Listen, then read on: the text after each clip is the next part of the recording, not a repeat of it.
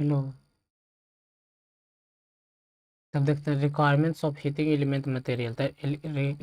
Heating element material का requirement हमको क्यों पड़ा? Heating element is a material that directly convert electrical energy into heat energy. जो heating element material है जो क्या करता है, डायरेक्टली कन्वर्ट करता है इलेक्ट्रिकल एनर्जी को हीट एनर्जी में। The heating element is follow the principle known as Joule heating. जो हीटिंग एलिमेंट तो फॉलो क्या करता है, principle known as Joule heating में फॉलो करता है, बराबर आई स्क्वायर आर टी। ठीक है। इनडायरेक्ट रेसिस्टेंस फर्नेस, जो indirect resistance furnace make uses the heating element. जो इनडायरेक्ट रेसिस्टेंस फर्नेस है क्या करता है, make uses the heating element to generate different value of temperature. The heating element requires in different shape. जो heating element होता है require इसमें होता है डिफरेंट शेप एंड साइज का। जो the heating element requires in different shape and size. The a good element material should have following important property. जो good element material होता है इसका फॉलोइंग प्रॉपर्टीज होता है। ठीक है। पहला low temperature coefficient of resistance. जो गुड एलिमेंट मटेरियल होता है उसका क्या क्या प्रॉपर्टीज होता है? पहला low coefficient temperature coefficient of resistance. इसका जो low temperature coefficient of resistance होता है, low temperature coefficient of resistance, low temperature coefficient of resistance in most conductor as temperature increase resistance also increase. जो most conductor है in most conductor as temperature increase, resistance also increases. The phenomena has a moral significant effect of some material. The type of variation should be small in case of an element, otherwise more power loss occur in element. ठीक है। resistance coefficient positive. In temperature coefficient is negative, the element will draw more current. In temperature coefficient is negative, in temperature coefficient is negative, the element will draw more current than when hot. A higher current means more wattage. Higher current means more wattage. A higher temperature which can cause instability of operation. High melting point। दूसरा high melting point. तीसरा इसका melting point क्या high है। The melting point of electric element must be high. जो इसका melting point होता है element का मस्ट बी हाई होता है। ठीक है। पहला इसका क्या होना चाहिए, लो टेम्परेचर कोफिशिएंट ऑफ रेजिस्टेंस होना। तीसरा इसका रेजिस्टेंस कोफिशिएंट पॉजिटिव होना चाहिए। तीसरा मेल्टिंग पॉइंट इसका हाई होना चाहिए। और तीसरा हाई स्पेसिफिक रेजिस्टेंस होना चाहिए। जैसे एच बराबर आई स्क्वायर आर टी होता है तो इसका रेसिस्टिविटी हाई होना चाहिए। ठीक है। अब तीसरा हाई ऑक्सीडाइजिंग टेम्परेचर है। इसका ऑक्सीडाइजिंग जो टेम्परेचर है वो हाई होना चाहिए। ठीक है। Its oxidising temperature should be higher than its operating temperature. जो इसका ऑक्सीडाइजिंग टेम्परेचर होता है शुड बी हाई होता है किसे, ऑपरेटिंग टेम्परेचर से। Otherwise oxidise layer from the surface will wet fake off charging the resistance of the filament and giving in a smaller light. तीसरा छठा ductile. The material of element should be ductile और flexible. जो इसका material होता है वो ductile होता है या फ्लेक्सिबल होता है। ठीक है। पहला होना चाहिए कि इसका पहला क्या होना चाहिए, हीटिंग एलिमेंट के रिक्वायरमेंट में पहला क्या है, लो टेम्परेचर कोफिशिएंट होना चाहिए। तीसरा रेसिस्टेंस कोफिशिएंट पॉजिटिव होना चाहिए। मतलब जैसे रेसिस्टेंस बढ़ रहा है, टेम्परेचर बढ़ रहा है तो रेसिस्टेंस बनेगा, और टेम्परेचर घट रहा है तो रेसिस्टेंस घट रहा है। उसे बोल रहे हैं टेम्परेचर रेसिस्टेंस कॉफिशिएंट पॉजिटिव। ठीक है। तीसरा हाई मेल्टिंग पॉइंट। इसका जो मेल्टिंग पॉइंट होना चाहिए वो हाई होना चाहिए। हाई स्पेसिफिक रेसिस्टेंस या रेसिस्टिविटी। इसका जो हाई स्पेसिफिक रेसिस्टेंस या रेसिस्टिविटी होना चाहिए। ठीक है।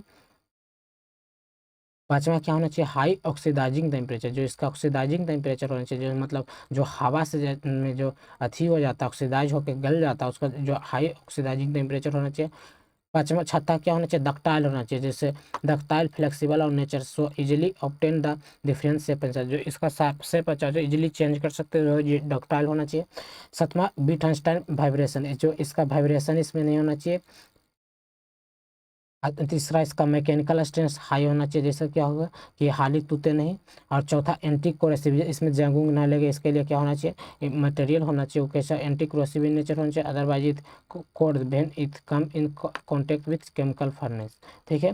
ये हो गया causes of failure of heating element. अब हीटिंग एलिमेंट का क्या क्या कारण है जिससे हीटिंग एलिमेंट खराब होता है मेरा, सोनार and sooner or later with the passage of time each heating elements stop working। कुछ समय के बाद हर एलिमेंट क्या होता है, हीटिंग एलिमेंट स्टॉप कर देता है, मतलब खराब हो जाता है, ठीक है। हीटिंग एलिमेंट में fail due to any one of the following reason. पहला formation of the hot spot, मतलब कहीं कहीं पर देखता नहीं कि कहीं पर ज़्यादा चिंगारी निकलता है, उसको बोलते हैं, उसे बोलते हैं हॉट स्पॉट। तीसरा ऑक्सीडाइजन, जो ऑक्सीजन से कंडक्ट करके ही जल जाता है, उसको बोलते हैं ऑक्सीडाइजन। कोरिजन, जंग लग गया। मैकेनिकल फेलियर कुछ हो गया। फॉर्मेशन ऑफ हॉट स्पॉट वही जैसे यहाँ देखिए, the space where the heating element brightest during operation, मतलब ऑपरेशन के इसमें कहीं से देखता है एकदम अत्यधिक रोशनी निकलने लगता है, उसे ब्राइटेस्ट बोलते हैं, उसी को बोलते हैं।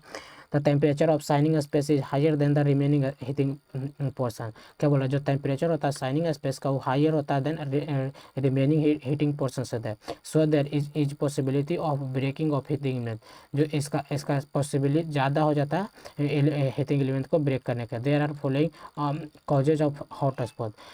हॉट स्पॉट होने का कोई एक कारण हो सकता है, अनइक्वल स्पेसिंग अनइक्वल हो। तीसरा सील्डिंग बाई सपोर्टिंग नेटवर्क, मतलब सपोर्टिंग नेटवर्क से सील्ड होना चाहिए, ठीक है। पहले आप देखते हैं अनइक्वल स्पेसिंग क्या है। In this in if the spacing of different turns या parts of the element is non uniform, the temperature will highest, that will result in formation of hot spot. Shielding of supporting network, if the supporting structure is bad, जो supporting structure होता है अगर खराब होगा तो conductor of heat and heat do not transfer outside, therefore hot spot form is heating element oxidizing. The outer surface of the element get oxidized, जो outer surface होता है एलिमेंट का क्या होता है, ऑक्सीडाइज हो जाएगा at high temperature which may cause failure of heating element. तीसरा corrosion, if the filament are directly expose, अगर if the filament are directly expose to chemical fumes के कारण अगर डायरेक्टली इसका क्या हो जाएगा, एक्सपोज हो जाएगा, industrial operation the reaction will coordinate the contact region where fumes actually touch the element. For this portion the element will ultimately fail, ठीक है। कोरिजन हो गया। अब देखिए, अब देखिए मैकेनिकल फेलियर देखिए। अब देखिए मेथड्स ऑफ टेम्परेचर कंट्रोल करने के लिए कौन कौन सा मेथड है, हम पढ़ के बताना हमको लग रहा है बेकार का, कि इसमें पढ़ा है मेरा। Methods of temperature control, arc heating पढ़ ले हैं, आर्क हीटिंग इसमें पढ़ ले हैं, लेकिन पढ़ के बता देते हैं कि मैं तो और क्या देख। Methods of temperature control, there are following methods of temperature, मतलब टेम्परेचर कंट्रोल करने के लिए बहुत सारा मेथड है। पहला क्या, पहला intermittent switching that is on off control. Intermediate switching मतलब बीच से ऑन ऑफ कर सकते हैं, उसको बोल रहे हैं इंटरमीडिएट स्विचिंग, ठीक है। ऑन ऑफ कर सकते हैं मतलब जैसे ऊपर ऑन नीचे ऑफ करते हैं, उसको बोलते हैं intermediate switching. Variation of number of heating element, मतलब वैरी करके नंबर ऑफ हीटिंग एलिमेंट को, मतलब हीटिंग एलिमेंट को वैरी करके भी हम कंट्रोल कर सकते हैं, वही बोल रहा है। Variation of number of heating element के नंबर को वैरी करके, ठीक है। Charge change in applied voltage में चेंज लाके, वेरिएशन इन सर्किट कॉन्फ़िगरेशन में वेरिएशन करके। अब देखिए इंटरमीडिएट स्विचिंग क्या है, देखिए पहले देखते हैं। पहला इंटरमीडिएट स्विचिंग है, तो इंटरमीडिएट स्विचिंग क्या है, when heating supply is switch off, जब हीटिंग सप्लाई को switch off for some time, जब हीटिंग सप्लाई को सम टाइम के लिए स्विच ऑफ करते हैं हम, द टेम्परेचर स्टॉप रेजिंग, तो टेम्परेचर क्या होगा, स्टॉप हो जाता है raising. Of course switch off, अगर स्विच ऑफ करके before the temperature actually reach desire limit. अगर देखिए कुछ लिमिट है, जैसे मान लो एक लिमिट है कि अब उस लिमिट से ऊपर जाएगा तो खराब हो जाएगा, था उस लिमिट से पहुंचने से पहले अगर स्विच ऑफ कर देंगे तो क्या होगा, टेम्परेचर घट जाएगा। तो बोल रहा है, क्या बोला, when switch off before the temperature actually reach the desired limit, ठीक है। Even after switching off the supply, the temperature raised to some extent in totally enclosed furnace. क्या बोल रहा है, इवन आफ्टर स्विचिंग ऑफ, जब switching off कर देते हैं सप्लाई को, तो temperature rise to some extent in totally enclosed furnace, ठीक है। After some time the temperature starts falling, कुछ समय के बाद क्या होगा, टेम्परेचर गिरना पड़ा, जैसे क्योंकि सप्लाई बंद कर देंगे, सप्लाई बंद कर देंगे तो ऊपर टेम्परेचर थोड़ा बढ़ेगा, अब कम भी करेगा, वही बोल रहा है। After some time the temperature are falling off, ठीक है। then the temperature fall again at predetermine value, जैसे पहले जो डिटरमाइन किया गया वैल्यू उस पर अगर आ जाता है, फिर से आ गया तो pre determine value the supply is again switch on. जैसे प्री डिटरमाइन मतलब पहले जितना डिटरमाइन वैल्यू उस पर आ गया तो उसको फिर क्या करते हैं, स्विच को ऑन कर देते हैं, ठीक है। Since entire furnace is switch on off in the process, पूरा इंटायर फर्नेस क्या होता है, जब ज़्यादा बढ़ जाता है टेम्परेचर तो ऑफ कर देते हैं, जब कम हो जाता है मतलब प्री डिटरमाइन वैल्यू के पास आ जाता है तो ऑन कर देते हैं। इसको बोलते हैं इंटरमीडिएट स्विच या ऑन ऑफ स्विच, इसको बोलते हैं on off control. Intermediate INTERMITENT intermediate switching में क्या होता है, जब टेम्परेचर बढ़ जाता है एक डिजायर्ड टेम्परेचर से, मतलब डिजायर्ड लिमिट टेम्परेचर से के आसपास के पास पहुंचने वाला होता है तो स्विच को ऑफ कर देते हैं। प्री डिटरमाइंड वैल्यू पर टेम्परेचर आ जाता है तो उसको फिर ऑन कर देते हैं, उसी को बोलते हैं इंटरमीडिएट स्विचिंग, ठीक है।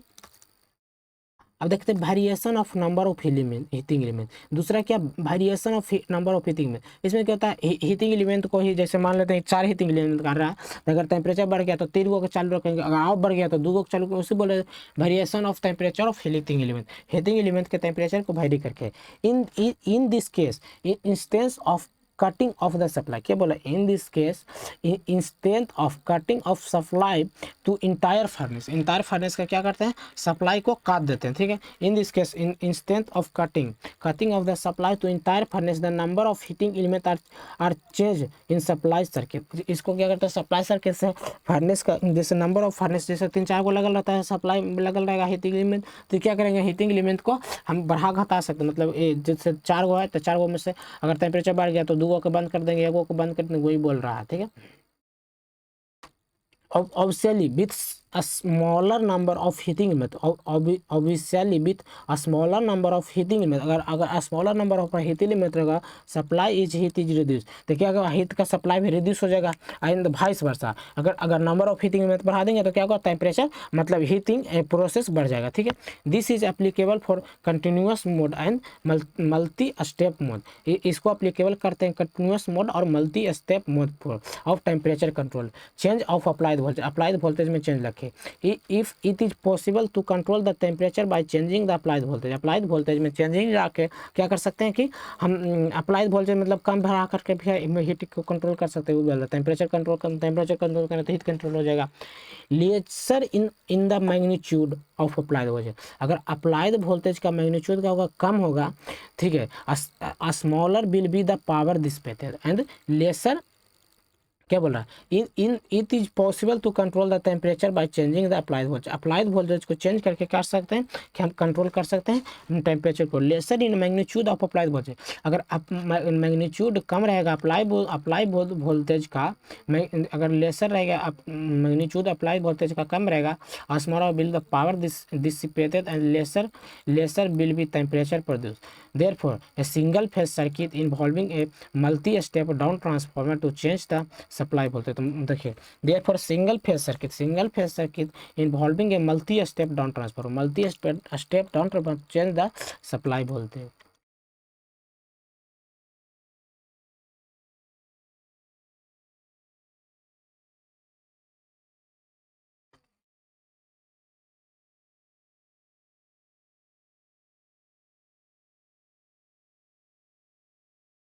अब देखिए वेरिएशन इन सर्किट कन्फिग्रेशन में भी वेरी करके हम इसको कर सकते हैं। इन case of 3 phase secondary load, जैसे 3 फेज देखिए, अब देखिए मतलब मान लेते हैं कि 3 फेज का लोड है, तो क्या करके जैसे कि यहाँ क्या करेंगे, जैसे 3 को बने टाइपिंग भी चेंज करके क्या कर सकते हैं, सर्किट कन्फिग्रेशन को भी हम टेम्परेचर को। इन case of 3 phase secondary load the heating element will be give different heat when is a star formation and more heat when the star delta transformation आपको पता ही होगा कि क्या होता है कि जब हमको हीट ज़्यादा चाहिए तो स्टार में क्या होता है कि मेरा करंट कम हो जाता है, तो स्टार कनेक्शन जैसे मोटर वगैरह को शुरू में स्टार में चालू करते हैं फिर डेल्टा में करते हैं, वही यहाँ पर स्टार में क्या होगा, तो हीटिंग ज़्यादा होगा, डेल्टा में कर देंगे तो क्या होगा, हीटिंग कम हो जाएगा, वो बोल रहा है स्टार डेल्टा फॉर्मेशन यहाँ भी वेरिएशन करेंगे।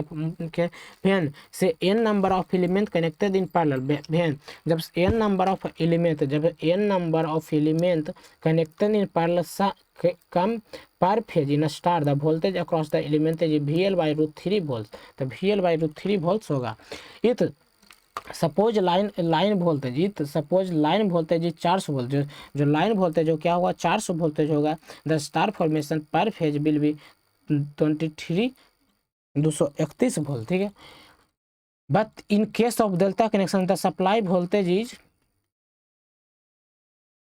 Equal to the voltage across the each phase. जब डेल्टा कनेक्ट करते हैं तो प्रत्येक के बीच कितना हो जाएगा, इक्वल हो जाएगा वोल्टेज, ठीक है, वही बोल रहा हूँ।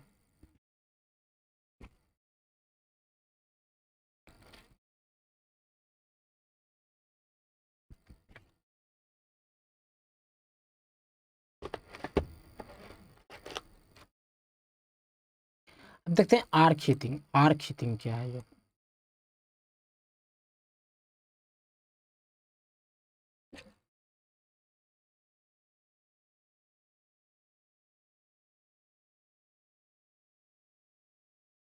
नो,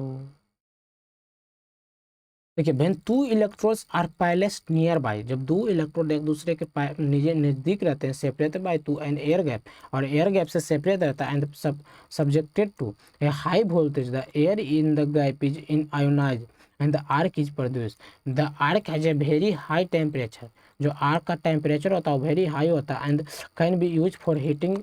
इसको क्या करना है, हीटिंग के लिए इसको यूज करते हैं। This is called arc heating. इसको क्या बोलते हैं, आर्क बोलते हैं। This arc has a very high temperature, जो उसका टेम्परेचर होता है वेरी हाई होता है, and can be use for heating this is called arc heating. Electric arc heating is heating process. जो इलेक्ट्रिक आर्क हीटिंग होता है क्या है, कि हीटिंग प्रोसेस है, ठीक है। In which electric arc is use to melt the metal. The temperature range of arc is from 1000 degree centigrade to 3500 degree centigrade. जो टेम्परेचर रेंज होता है वो कितना होता है, 1000 डिग्री सेंटीग्रेड से 3500 डिग्री सेंटीग्रेड। तो ऐसी voltage, high voltage side, low voltage side. There are two types of arc heating. Arc heating इसमें दो तरह का होता है, डायरेक्ट आर्क फर्नेस हीटिंग, दूसरा इनडायरेक्ट आर्क हीटिंग। अब देखिए आर्क हीटिंग का टाइप में देखे थे ना, दो ही बोल रहा है, देखिए अब दो प्रकार का होता है arc heating, direct arc furnace heating, दूसरा indirect arc furnace heating. Heat produce in the arc can be utilize directly from for heating the charge in a direct arc furnace heating. क्या बोला, heat produce in the arc, जो heat produce होता है arc में, can be utilize directly for heating the charge in a direct arc furnace. In this method, the arc is stuck between charge and the electrode so that the arc current flow through the charge, and there is a direct contact between the arc and the charge. The charge. The heating process is faster. In this case, heating efficiency is too high and additional heat is produced by current passing through the charge uniformly heating. अब arc heating को बाद में देखते हैं, क्योंकि थोड़ा हमको दिक्कत हो रहा है बोलने में।